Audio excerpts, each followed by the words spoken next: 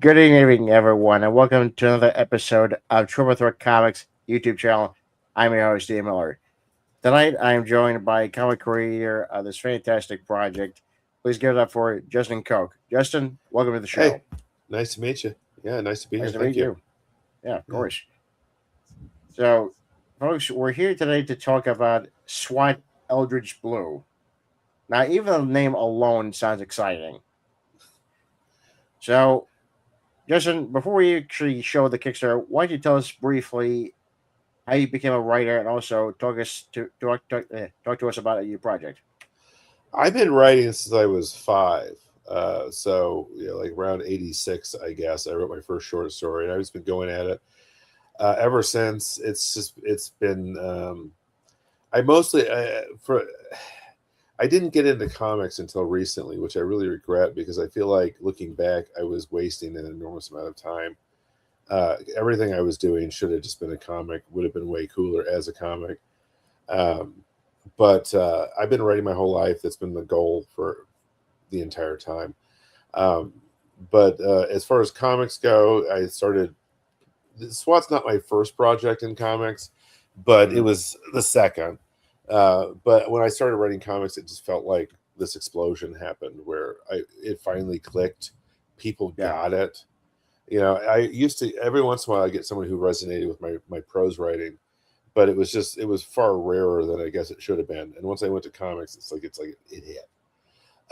So it's just been a real joy to write SWAT, which is SWAT is short for Secret Wizard Assault Team. It starts out as a parody of a lot of Law and Order and Harry Potter and The Wire and Homicide: Life on the Street and all these cop dramas that I watched when I was the cop movies of the '80s, where you have the captain who's screaming at the guy about how he did that thing that was totally awesome, and that but those damn liberals don't want you to stop rape or something. I don't know, that kind of stuff from the '80s. It starts there, and it really it was a joy to write it, and it became so much stranger and weirder than that. I kind of almost worry that like people are like, oh, it's just a comic, it's a making fun of cop movies thing. It's way more than that. I'm taking it, and I ran with it as hard as I could. But it's it's funny, it's sad, it's all over the place, which I feel like is just sort of life, right? Like yeah, sometimes it's great, sometimes it's awful, and you have to cover the whole spread. yeah. Um, so that's SWAT's about a lot of things, but um, it's about that. It's about a lot of things.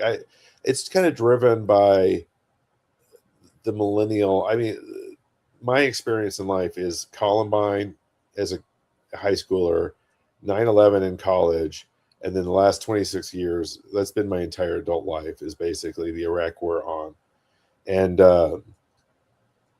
it's just I don't know. I'm tired, right? And I think a lot of people are tired too. Yeah. And and it was powered by that. That's where the uh, that's where it started. I think, yeah. So, Okay. Yeah, I had read the preview, and I was, I immediately was hooked. I had to read the rest of it, obviously, the whole first issue, but the preview was just impressive enough to say, okay, this definitely has legs. That's the first thing, and the characters are very engaging. And you're right, it did remind me of all those '80s cop movies. I actually watched one last night called the Nighthawks. yeah, Yeah, so it has that type of feel. it starts there, and I mean, I don't know, man. It's unrepentantly nerdy. Like I'm all there's Yeah, LARPing, there's magic, there's later on there's a character called well his name's Patton, but the newspaper name for him is the Thaco Wacko because he was a dungeon master and his players were fucking with him too much, and he kind of pulled a sword off the wall and went to work, right?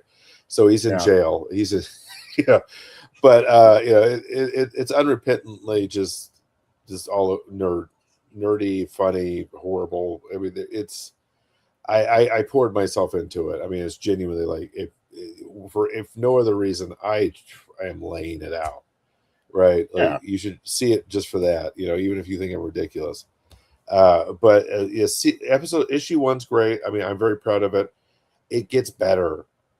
It gets so much better. Like issue 4, when I wrote that one, it was an experience, and then it just went weirder and stranger, and it kept going for like 29 more issues. It gets weird. It is awesome. I mean, I love it.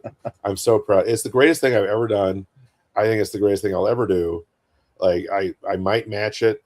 Hopefully I'll match it, but like in terms of just the sheer joy of writing it, I've never had anything like SWAT. So I guess I'm trying to recommend that. Yeah, well, you clearly have, because just saying that it gets weirder and gets greater with each issue, that's music to me. Because we need a little weird in the storytelling. We need a little of this in our lives. The one thing when I started doing, one of the things I really love about comics is how imaginatively free it is. Like you can just do anything, and if it works, it works. And that was a genuine, like it was a revelation to me. Like everywhere else you're so bound by like the strictures of the genre, that if you start exceeding that, comics, they want you to be weird. They want you to go over the top. They want you to be ridiculous. I was like, this is where I should have been the whole time. So it's just been, I mean, one of the series I was reading it when I still read it, but it's kind of I don't know where it's going right now, but Saga was one of the things I read in my initial rush. Right. And it was a great series, but like, there's a race of robot people with cathode ray TVs for heads, and they've got dicks too. I mean, fuck it. Like, let's fly around in a wooden spaceship. Realism's gone. Like, and I've really taken that to heart. One of the things I really enjoy about comics is that realism is not a thing. Yeah. Like, no one's gonna be like, well, Superman really. I mean, like, the Superman couldn't shut up, right? We're doing it, and then they're gonna cross over the Teenage Mutant Ninja Turtles, and if you don't like it, go fuck yourself. That's what I love about comics, honestly. Like you're either okay with everything, or you're just not there. And so it was, I really felt like I found my home creatively with comics. I mean, one of the other series I'm working on, I've written the scripts, they're edited. I just need to get the money together to pay an artist. Is Department of God, which is about two angels who are in charge of doing justice on Earth, right? And so they're so far behind schedule that they're just murdering evil 80-year-olds. Okay. Like they're completely, the list is too deep. They're just getting people 5 minutes before they would have died anyway. And they're very frustrated with this. So they end up taking a vacation, and that vacation sort of accidentally triggers the apocalypse. And that's where we're at with that one. And the joke at the end of issue 3 is, I think, going to be a blast for people. And when people have test read it, they're like, so, being able to just go nuts has been a genuine joy, for me. So, yeah, you can definitely, like you said, you can definitely do any story you want in any genre that you want. Could have comedy and have drama. You mix it up a little. Because again, that is life. You have a lot of laughs, and sometimes there's a lot of drama. But the way comics has been transformed like that in the last maybe 15 years, especially with Kickstarter, is just phenomenal. So you definitely can tell because they can, I came onto the indie comic scene relatively late, so this has just been what it's always been for me. It's like Saga and Harrow County. Those are like what was new when I started, or not even that new. So I've always I just walked into the scene as this awesome thing, right? Like it hasn't grown into this. It's just I walked into this amazing thing, and it's just been a lot of fun creatively to get to participate. So SWAT's already done. Like it's done. If you sign up, if we succeed, which we really should, we're pretty close already. You'll get your copy for sure. Like this isn't a gamble at all. So it's done and it's ready to rock. And so all right. Well, I think on that now, why don't we show them the Kickstarter? Sure. All right. Give me 1 second, folks.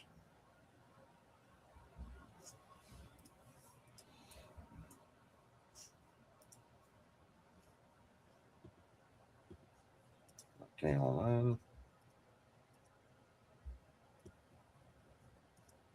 Because believe me, folks, this is gonna blow your minds if you hadn't seen this already. Okay, first up, the whole lineup image is just phenomenal. Rachel's done an amazing job. When I saw her, I found her. I think I found her on Twitter, and I went to her website and I'm like, this is who needs to be doing this. It was just like, this is exactly the style I wanted, and she really took it and even adapted it. She's done a great job with it. Yeah, like she really managed to capture the humanity and the comedy of it at the same time. Yeah, it also has what was that Usual Suspects type of feel to it, especially the image. No, that literally is. I'm just making fun of the Usual Suspects movie poster. That's exactly what's happening. Yeah. That's So there's a lot of references like that, but I don't want to. There is that. It very much is,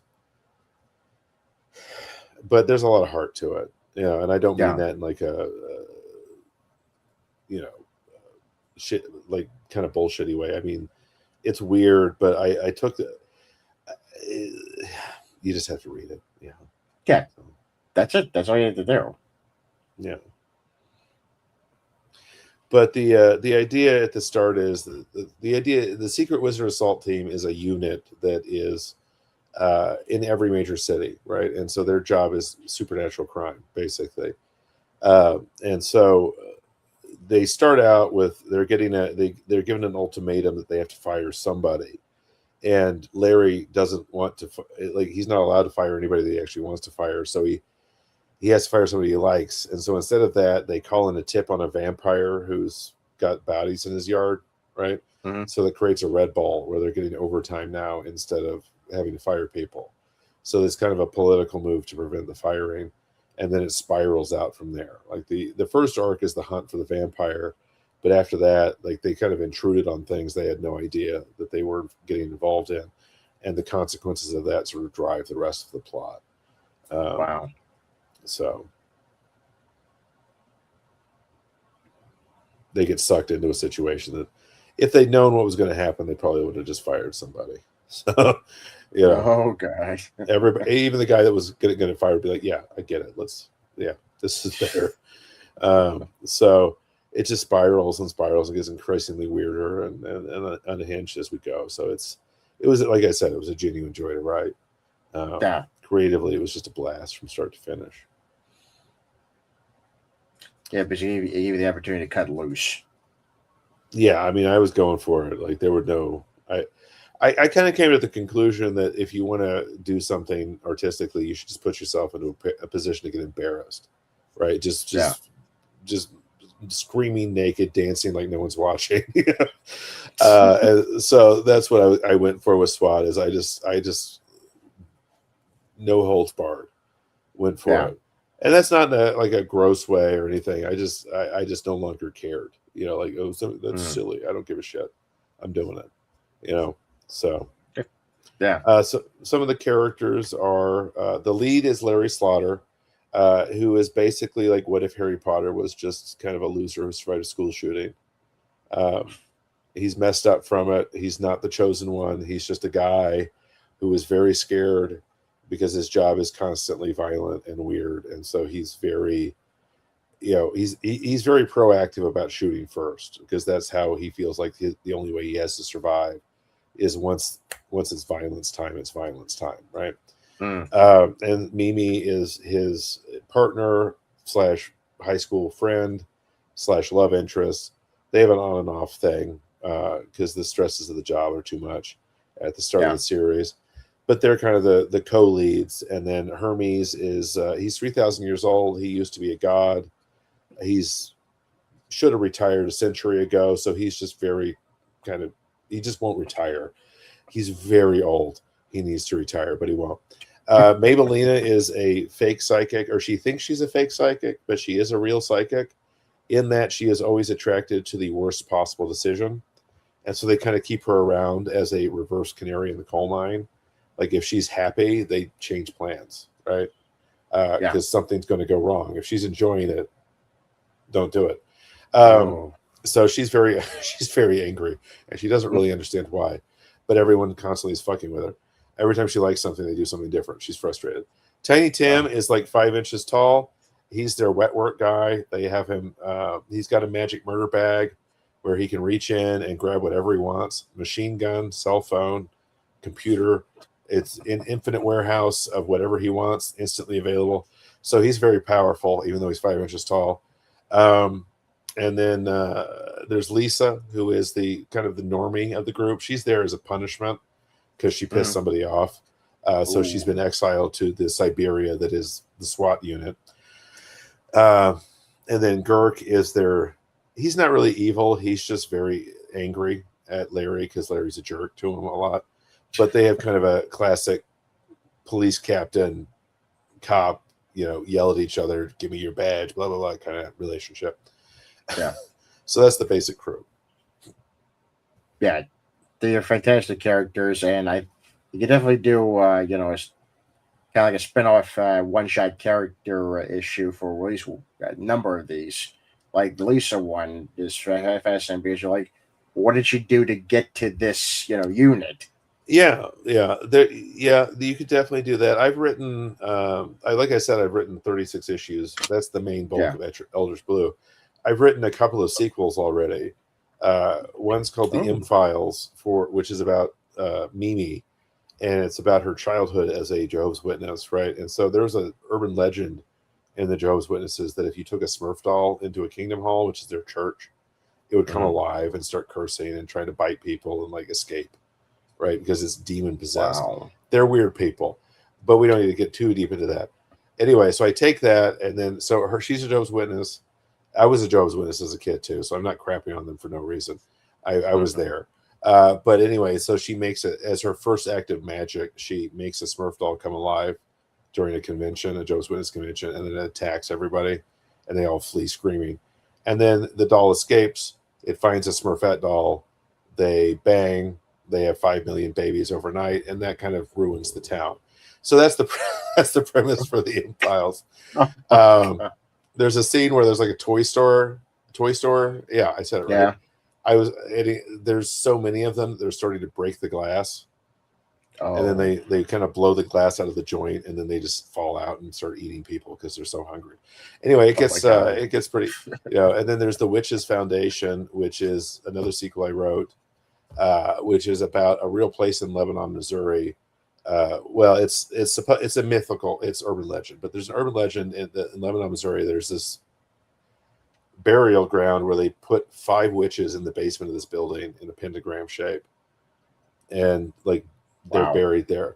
So if you look into it too much, you realize it's complete horse crap. But I ignored all of reality and just ran with it, and wrote a whole sequel about that. So yeah, I can't.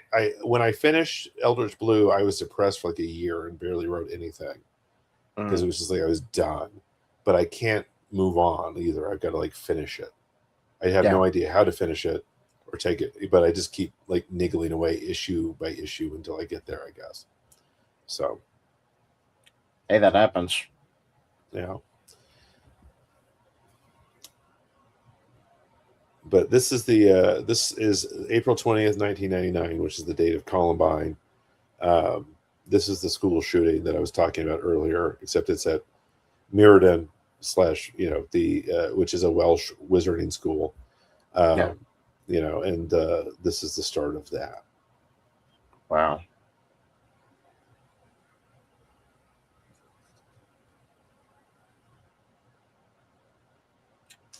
Yeah, and Larry kills Morgan Le Fay. Mm-hmm. Now that's a huge thing right there. I mean, yeah. So they called him Saint Larry, because he slayed the bitch or the dragon. Ding dong, the witch is dead. You see at the bottom. Yeah. They were kind of mean about it, but she was awful, right? But this is kind of haunts his life. He becomes a celebrity for a while off of that. Starts doing like payday loan commercials in England as Saint Larry, the Dragon Slayer. Gets drunk, has a lot of drunk driving accidents. Kind of becomes. He ends up in St. Louis working because he's just kind of ruined his life, basically. Yeah. And that's where the series starts on the next panel. Is in 2022 when he's 18 years into this and really tired. Yeah. So they're kind of aware that like they're not the best cops. They're not actually particularly good cops, honestly, but they're not especially nice people either. They're very tired. They're jaded. They're bitter, and they want to be better, but they don't know how at the start of the series. And kind of their arc is figuring out how to be better in the face of a deeply imperfect world. Is ultimately what they go through. But this is the scene where they're told that they have to fire somebody, and that kicks off the whole thing. Yeah. Crazy.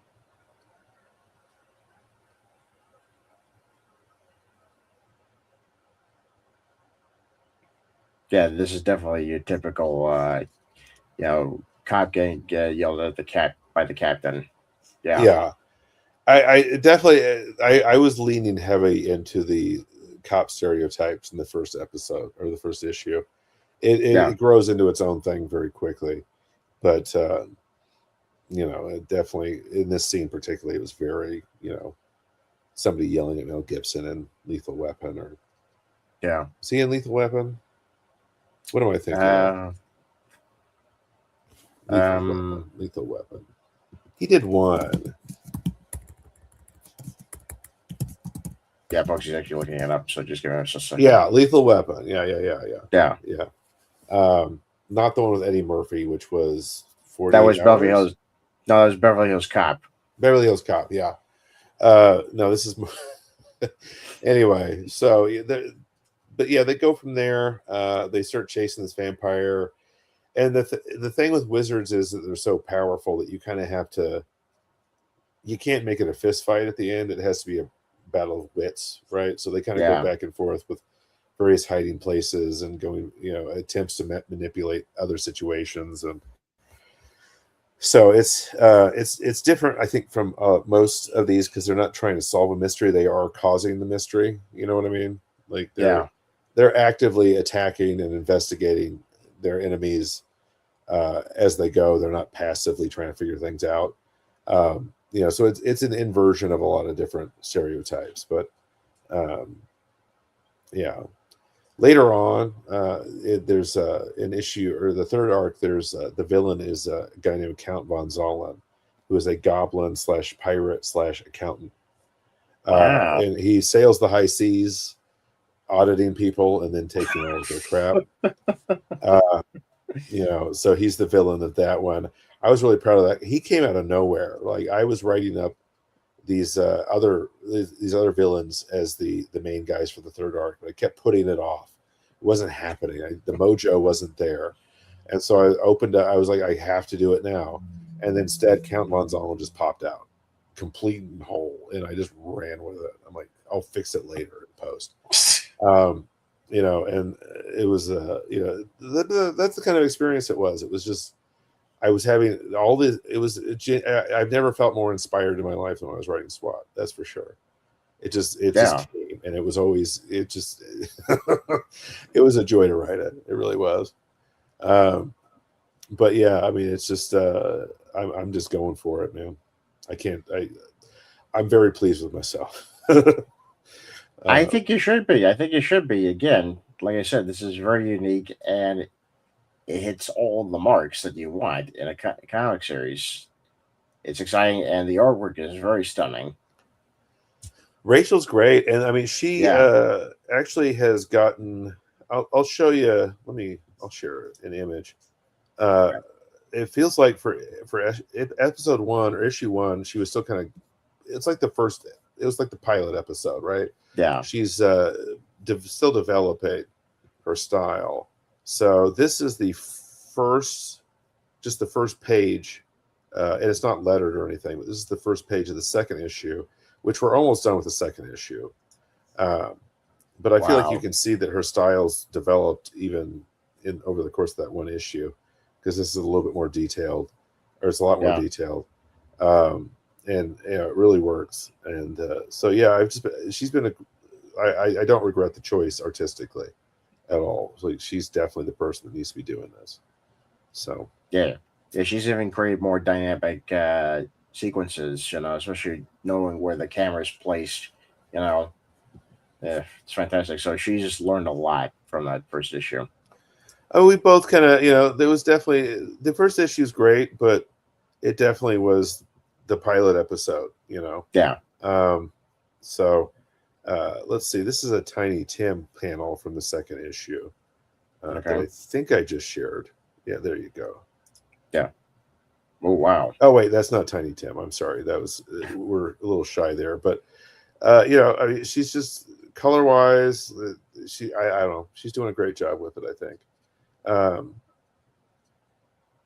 so I'm very excited about it. I hope that we're introducing it to Kickstarter to kind of develop a base there.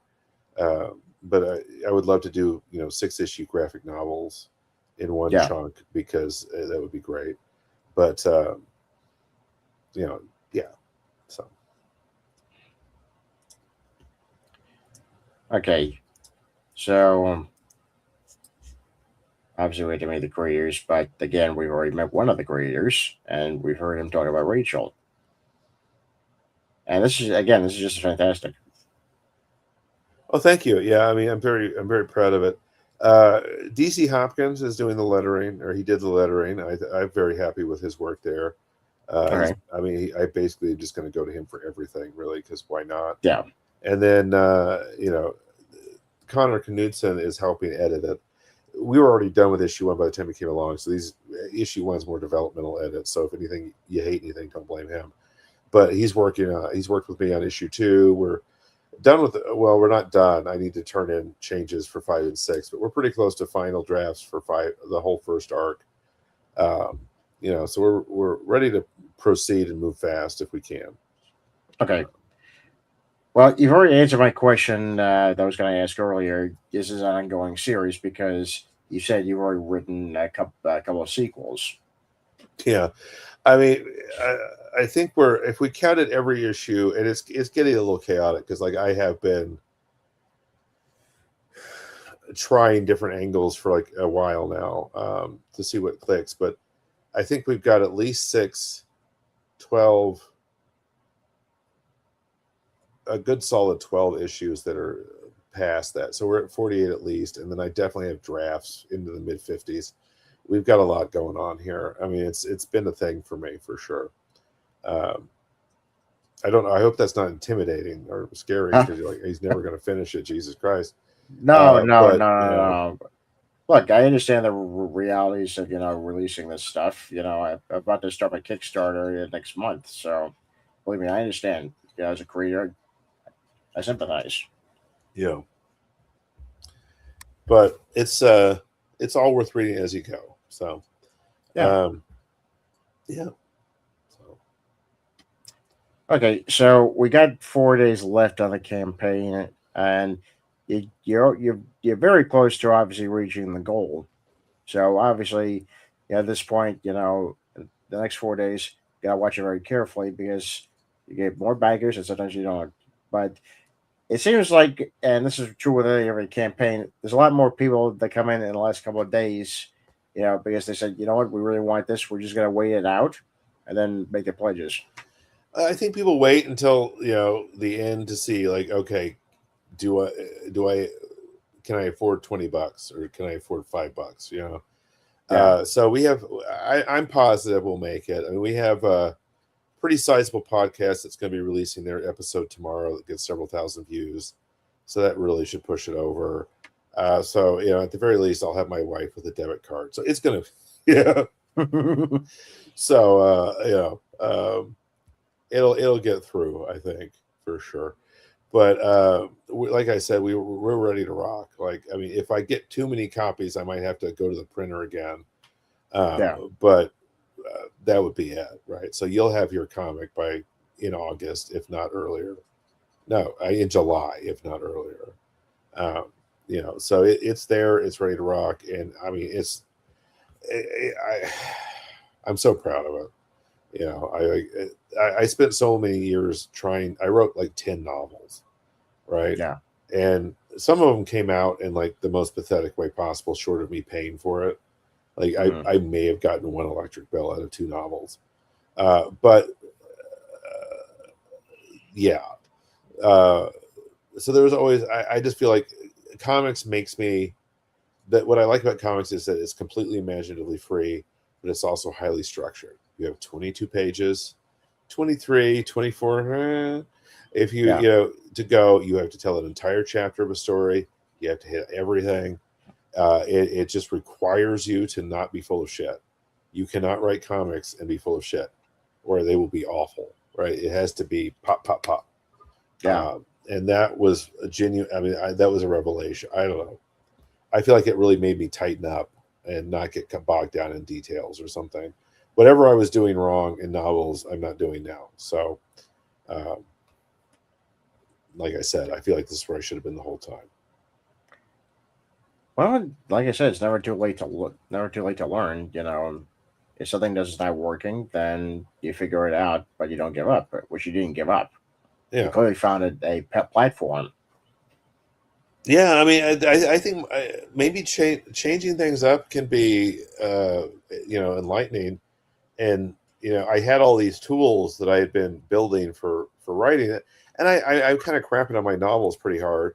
Maybe I shouldn't, but they definitely got complicated. Like I wrote a 230,000 word fantasy novel. Wow. And with like from 5 different perspectives, and it was just like too complicated. Comics, you'd have to cut it down. You just have to cut it down, right? You have to make it, and that has been helpful for me. And then I don't know, there's something about the timing of it and the structure while also being free, like totally free, that was just very liberating. I just, it was writing comics is so much more fun than writing novels. It's so much more fun, and then it is for me. So I mean, that might not be for other people, but sometimes maybe if you're stuck creatively, you should try a different thing, see what happens. At the very least, you'll learn something, and if even if it's not your thing. Yeah. Which actually brings up an interesting point. Since you've now been working in comics and graphic novels, do you think at some point you might revisit at least one of your novels to turn to a graphic novel? I've already written scripts for a couple of them. I mean, I like the first issue. I would love to, but I have so many like comic ideas that it's gonna. I mean, that would be a while before that happened. Yeah. I'd have to run through what I've already got in the tank, before I would go there. I mean, like some of the other ideas I have for comics are, one is called Real Gladiators of Housewife County, which is about a far future professional wrestling league where they use like cybernetics and biotechnology to create really violent wrestling scenarios, but no one dies, right? Like you have 2 hearts, so you can stab somebody in the heart with a sword. Yeah. They'll be fine. They'll just get a new one. It's fine. Or they have 2 heads, so you can chop one off. It's like what if gladiators were pro wrestling and it was all fake? Yeah, no, right? I agree. And then that one's interesting. There's Soul Suckers, which is basically about a Ghostbusters franchise, where they're trying to start a small business and bust ghosts. What other ones? I have one that I have so many, but there's Ring the Bell, where it's about this place where, oh God, I can't even explain it. I have so many different comic ideas. We'll have to exhaust that and then see where we go with the novels. But I mean, they should have been comics in the first place. That's what's irritating. Yeah. It's like if I just written those comics, I wouldn't have to do all that. But yeah, I mean, there's a lot. The ideas are not where I'm struggling. It's actually getting it down and actually producing it, because it gets expensive fast. And yeah, it does. So. Justin, I can't thank you enough for coming on and talking to us about this. It's a fantastic project, and I wish you all the best. Well, thank you very much for having me. Yeah, of course. And yeah, folks, I'd back it today. I'd back it right now. if you're able to. Yeah, because again, this is, I think, a lot of everything in here, especially if you like this particular genre or genres, or it just looks exciting to you. And this is very exciting. So I Oh, think you back it today. Yeah, thank you. Yeah, that would be great. You have no idea how much it means when you wake up and you check it and it's gone up. I yeah, had a guy, a guy from Germany contacted me, and he's like, "Can I get a double signature?" I'm like, "Yeah, sure, we'll figure that out." So I added that as a tier. There's 3 of those left because I had 5 double signed ones left over from the first run. So there's that. And then a guy just got a copy, and then he dropped $70 in the tip jar. And that makes up for things. The next day, somebody adjusted their gift from a $21 to $1, which was kind of lame. yeah, But whatever, there's ups and downs to this kind of thing. But yeah, yeah, the PDFs for $5. I think it's definitely at least worth the PDF. yeah. I'd say so. Uh, well, folks, we got 4 days left, so let's make sure that this actually happens. I'm definitely sure it will, because again, it's a very exciting concept, and you know, I may have to back it myself. So yeah, I'd appreciate it. Yeah, like I said, the PDF's $5. So yeah, of course. But sometimes I like to have the actual physical thing. well, those are fun for sure. We've got the basic signed copy or the basic copy. Then there's signed by me, signed by Rachel, and then signed by both of us, which is limited to 3 left. So snap it up now if you want to. Yeah, that I think so. Yeah, All right, well, cool, man. Uh, yeah, thanks for having yeah, me on, and of course. yeah, maybe we'll hopefully be doing issue 2 on Kickstarter soon, right? So maybe I'll be back for Yeah. that. Well, definitely. Just like so I'm going to tell you, we're going to come back anytime you'd like to talk about your upcoming projects. All right, yeah, I definitely will. Yeah. And folks, please continue tuning in. I've got some very exciting stuff coming up in the next couple of weeks. Definitely going to be some reactions, and I'm going to be recording my next game walkthrough, so look out for that. And I'm actually organizing a couple of special guests for the next month or so. So again, look out for that, and always look out news for my own Kickstarter for Codename Hunter, which is coming next month, Let me know.